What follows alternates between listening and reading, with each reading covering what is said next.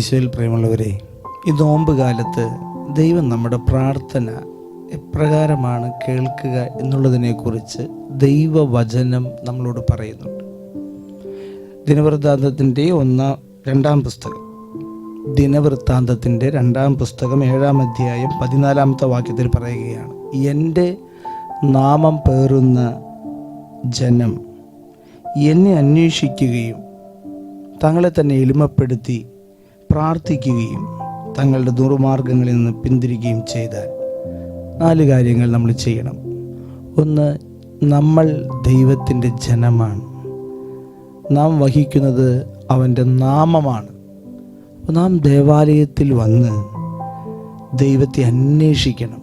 നാം ഏതൊരു സങ്കടവും വേദനയും വന്നാലും ദൈവത്തെ അന്വേഷിക്കണം.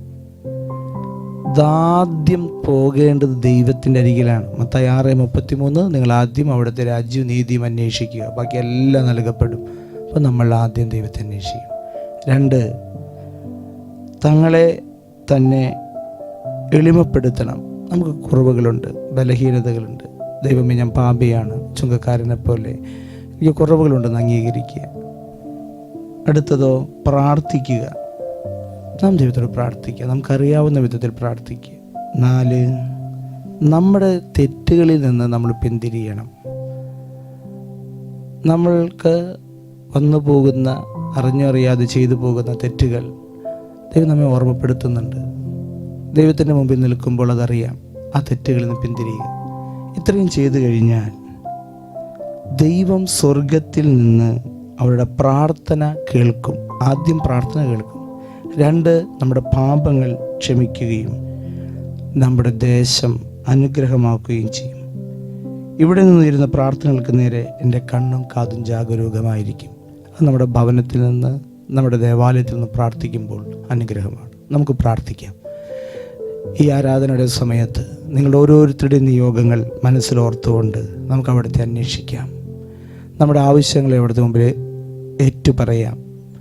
എന്തെങ്കിലും കുറവുകൾ വന്നു പോയിട്ടുണ്ടെങ്കിൽ അത് കർത്താവിൻ്റെ മുമ്പിൽ തങ്ങളെ തന്നെ ഇന്ന് എളിമപ്പെടുത്താം. എന്നിട്ട് നമുക്ക് പ്രാർത്ഥിക്കാം. ദൈവമേ, പാപങ്ങളിൽ നിന്ന് പിന്തിരിയാൻ കൃപ നൽകണമേ. എല്ലാവരെയും ദൈവം സമൃദ്ധമായി ആശീർവദിക്കട്ടെ. കർത്താവേ, ഈ പ്രാർത്ഥനയുടെ സമയം ഞങ്ങളെ തന്നെ സമർപ്പിക്കുന്നു. കർത്താവേ, അവിടുന്ന് ഞങ്ങളുടെ മേൽ കരുണ വർഷിക്കണമേ എന്ന് പ്രാർത്ഥിക്കുന്നു.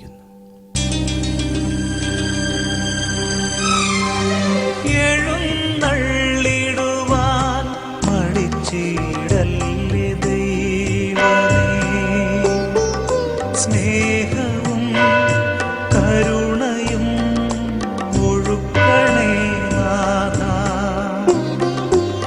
എഴുന്നള്ളിടുവാൻ മടിച്ചിടല്ലേ ദൈവമേ, സ്നേഹവും കരുണയും ഒഴുക്കണേ നാഥാ.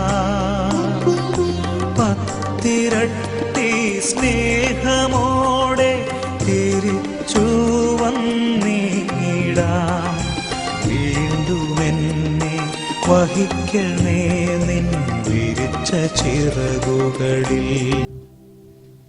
പരിശുദ്ധ പരമദിവ്യ കാരുണ്യത്തിന് എന്നേരം ആരാധനയും സ്തുതിയും പുകഴ്ചയും ഉണ്ടായിരിക്കട്ടെ. പരിശുദ്ധ പരമദിവ്യ കാരുണ്യത്തിന് എന്നേരം ആരാധനയും സ്തുതിയും പുകഴ്ചയും ഉണ്ടായിരിക്കട്ടെ. പരിശുദ്ധ പരമദിവ്യ കാരുണ്യത്തിന് എന്നേരം ആരാധനയും സ്തുതിയും പുകഴ്ചയും ഉണ്ടായിരിക്കട്ടെ. എൻ്റെ പേര് മേരി ഡേവിസ്. ഞാൻ ഒല്ലൂരിൽ നിന്നും വരുന്നു. ഞാൻ കഴിഞ്ഞ ഡിസംബർ 28-ാം തീയതി ഇവിടെ ധ്യാനത്തിൽ സംബന്ധിച്ചിരുന്നു. ഞാൻ വളരെ വിഷമിച്ചാണ് വന്നത്. കാരണം സുഖം ഉണ്ടായിരുന്നില്ല കാലിന്.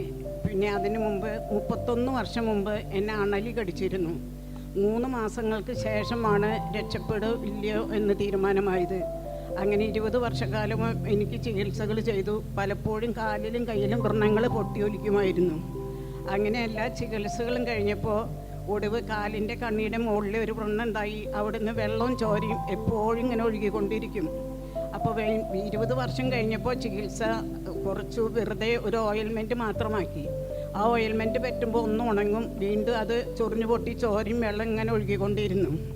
ഇവിടെ ധ്യാനത്തിന് വന്ന് കൈവയ്പ് ശുശ്രൂഷയുടെ നേരത്തെ ശുശ്രൂഷ കഴിഞ്ഞ അച്ഛന്മാർ ആൾത്താരയിൽ എത്തിയപ്പോൾ കണ്ണടച്ചിരിക്കുകയാണ്. അപ്പോൾ അറിയുണ്ടായിരുന്നില്ല എൻ്റെ കാലിലേക്ക് ഇങ്ങനെ മുകളിൽ നിന്ന് തണുത്ത വെള്ളം ഇങ്ങനെ ഒഴുകുന്നുണ്ടായിരുന്നു. ഞാൻ നോക്കിയപ്പോൾ എനിക്ക് ഒന്നും കണ്ടില്ല, വെള്ളം നനവൊന്നും കണ്ടില്ല.